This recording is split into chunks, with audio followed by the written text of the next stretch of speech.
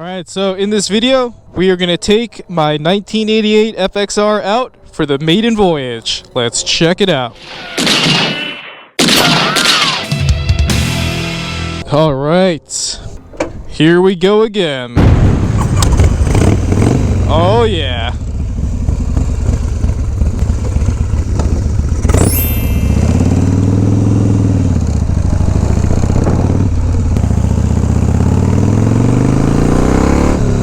What is going on YouTube? BK Low is back in the building. And man, is it a magnificent day out here in early October. Finally bringing my FXR back to Brooklyn. And I figured before I bring it back to Brooklyn, because this is kind of the first long set of miles I'll be putting on this bike, let me do a little rip and make sure that there's no potential breakdowns or major hiccups before I start really putting on some heavy mileage on this bike. Because if you know anything about FXDLS Brooklyn, it's that we break bikes all the time. Are we good at wrenching on bikes? No. Are we good at breaking bikes? Yes.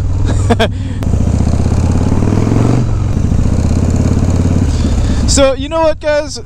I was going to do this one in the format that I do for a lot of my videos, which is like breaking it down to 5 key points. But since you're literally coming on the ride with me right now, I'm just going to kind of let this one flow naturally and just kind of tell you what I'm experiencing as I'm experiencing it. You guys could tell me if you don't like this departure from a more organized approach, you know, listing it out, etc. Let me know in the comments, you know. But if you kind of like this approach where it can't get any more natural than this, like you're literally joining me for my first ride on this bike, then, you know, let me know. When people describe what it's like to ride an FXR, right? When I used to speculate myself what it might be like, I would usually think, you know, it kind of looks like almost a cross size-wise between a Dyna and a Sportster. So I can imagine it probably feels something like that. And I feel like I'm going to contradict myself in saying this, but if you ride an FXR, you probably will know what I'm talking about. But what I mean and what I'm saying is the short answer, if I had to tell you like the short answer, like yes, this definitely in a lot of ways feels like a cross between a Sportster and a Dyna. But then at the same time, I will also tell you no, it does not, because in so many ways, this just feels like its own thing in terms of bikes that I've ridden. So let me elaborate on this a little bit. If I were to tell you yes, that it feels like a cross between a Dyna and a Sportster, I'm only saying that because I feel like I have almost the same maneuverability and the same amount of wiggle room to throw the bike around as I do on a Sportster, whereas I also feel like I'm enjoying the power of a Dyna. So that's my short answer. But let's betray that, and I honestly will tell you that this bike feels like no other bike I've ridden. It feels like no other Dyna from no other year. Obviously, it doesn't feel like a bagger. You know, it really does 100% feel like its own thing. And all the things that my friends would tell me over the years about why they enjoy FXR so much and why you're going to punish yourself so much through all the leaking and all the breakdowns and all the trying to find parts that the company doesn't make anymore. After just riding this bike for 10 minutes, I 100% get it, and I'm down to like make that sacrifice to experience what I'm experiencing right now, which is its own unique, awesome thing. I'll say right off the bat right now, you know, there's a lot of videos going around, some of which I've made myself, about, you know, what do we have to do to save Harley-Davidson as a company? My short answer right now, after riding this bike, is 100% remake the FXR. I'm not even saying remake the Dyna, just remake the FXR. Because this bike, whew, man, am I just blown away by this thing. And I don't know, like, you know, is one of the factors coming into that the fact that I am on the smaller side in terms of Harley-Davidson riders? Like, I am 5'7", I am 150 pounds, definitely on the smaller side. This bike just feels so right. You know, it fits me like a glove. From the second I hopped on it to right now, it's just ripping around. It just fits so good. Whereas, like, a Sportster, I feel like I want something more. And a Dyna, don't get me wrong, a Dyna is my main choice most of the time. I fit a Dyna pretty good, but, you know, not as good as this. Oh, man. But yeah, I'm 100% in the getting to know you stages of this bike right now. But I can tell you, you know, all the times that my friends with these bikes have told me, you know, it feels like you're in the bike. It feels like you're riding in the pocket. Whereas on a Dyna, it feels like you're more on the bike. I 100% get that sentiment right now, because that's exactly what this feels like. I really do feel like I'm sitting in the bike right now, which is a really, really nice feeling in terms of maneuverability and control and just generally enjoying the ride. Like, it feels really good to be in the bike. And I know that's like such a vague and weird thing to say, but it makes total sense. Like, anyone who ever told me that, like, you guys were right. I totally feel that right now. I'm not trying to go too crazy right now. Like, I'm obviously not getting on it super hard. You know, I'm still in the stages of, like, getting to know you with this bike. So, you know, I don't want to go too crazy until I get really comfortable with this bike. But I feel really comfortable right now. Like I said, there's just some things you do in life, like some helmets you put on, some bikes you sit on, some decisions you just make where you just know that they're right, you know, from the get-go. Just like when I met your girl Jenny. I just knew it was right from that first date. Hey. She watches my content from time to time, so I gotta score points where I can. It's just its own thing, you know, and you see it all the time, where it's like, you know, Dynas, FXRs, those two names get thrown together quite often. But I'm now kind of feeling like it doesn't really make sense to throw them together.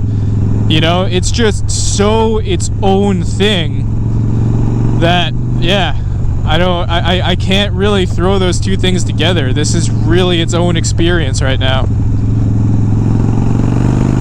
If you watch my other video, then one of the major selling points about this bike is that it did come from Peter Gunz. If you follow him and you know him, then you know that that dude runs his bikes hard and runs his bikes fast. So this bike was 100% set up to ride the way that I ride by the legend himself, Peter Gunz. So that was a major selling point. So he had upgraded the suspension, you know, he had chosen this model which has dual disc, which is nice. He brought the bars up a little bit higher without having to change the cables. He did some engine work. I'm pretty sure that he threw a cam into this engine, which I can definitely feel right now. Changed the exhaust to the Bubs Classic. He had really, you know, set this bike up properly, you know, so it's perfect for me, because if you've ever listened to me rabble about my ideas about buying an FXR, that's exactly what I wanted. I wanted to find one that was set up good enough where I wouldn't have to throw much money in it besides having to maintain it and, you know, deal with whatever breakdowns and major leaks happen. But in terms of like upgrades and bars and exhaust, like that's all Dyna stuff for me. You know, I wanted something to just not mess around with and just, you know, be more of a long-term thing. Whereas, like, don't get me wrong, you know, we're gonna make changes to this bike. You know, I'll probably eventually do something with the bars just to get these up a little bit higher. Although I do kind of like this. There is like something really nice about the riding position where you're leaning forward a little bit, you know, and it's a little bit lower than what I'm used to. So I don't know, I might leave them just to have the contrast of what it feels like on my Dyna. But, you know, I only changed one thing on this bike, and that was the seat. That was like the only thing that I felt like I couldn't live without. But besides that, I think definitely for the season, I don't think I'm gonna do too much. Of course, how many times have I said that?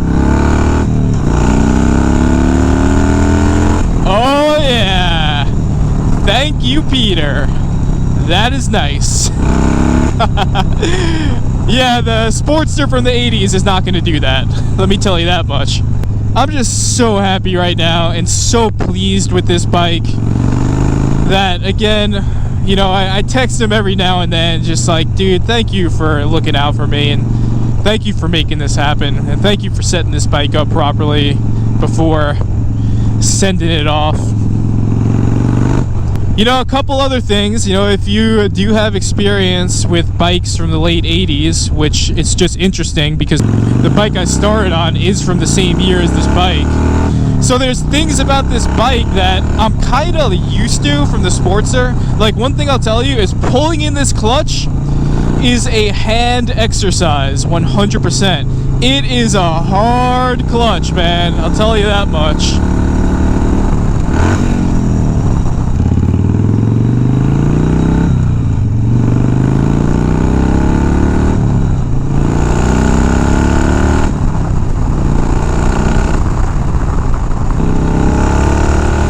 It is definitely a hard clutch, for sure.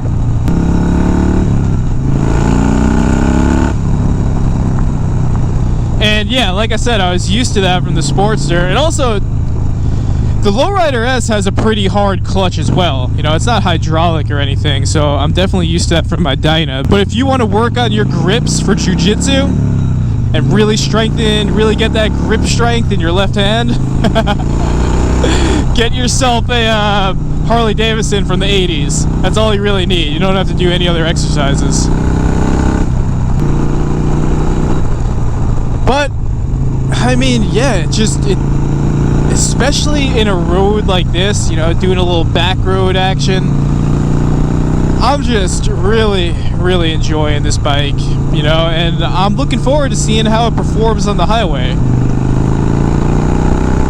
But when I do get on it, you know, it definitely has the power where I feel like I can comfortably rip this thing on the highway. One strange thing that is happening that I can tell you off the bat, and maybe you guys out there can tell me what's going on, is I'm noticing that if I'm in third and I shift up into fourth, there are times where all of a sudden it just like goes into what feels like neutral. I don't know if I could say it's like truly neutral, but it feels like neutral. And then if I shift out of it, then I'm shifting down into third, which is really weird. I don't know what that could be. I don't know if I should be really concerned, but that's a really strange thing that's happening with this bike, so don't know what that is.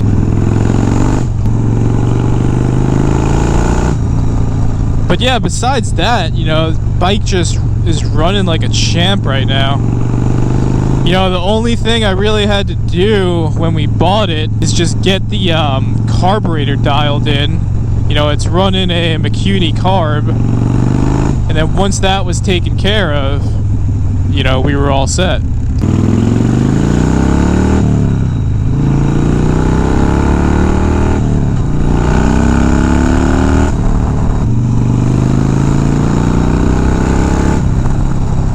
But yeah, runs good, feels good. You know, we're happy.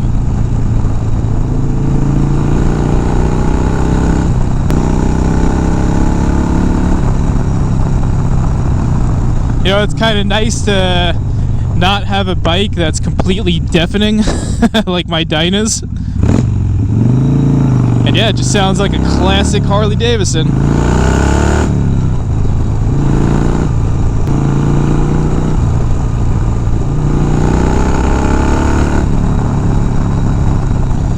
But, you know, the short answer, you know, the sentiments that I've heard, you know, when I was, for years, you know, looking for the perfect FXR, if I could give you some advice from someone who, you know, went through the quote-unquote search and is on something that they're happy with, is that everyone's gonna tell you, like, oh, just wait for the perfect one. There's that perfect year in the early 90s, you know, just wait for one of those, get one of those.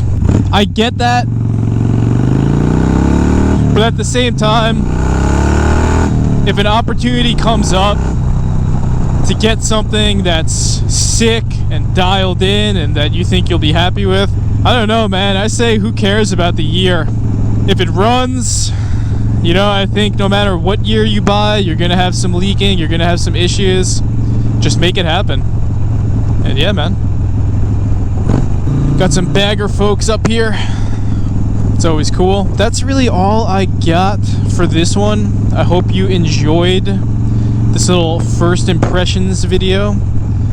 I know I'm enjoying myself on this bike. I'm looking forward to using this bike as a commuter in the city of New York. So if you happen to see this bike in the AM, you know, wave to your boy, buy me a cold brew. Wave to these guys.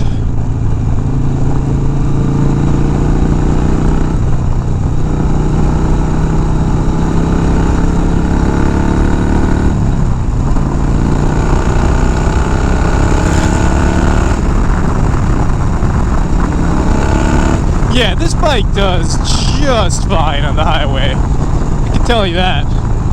Not that I should be doing highway speeds right now.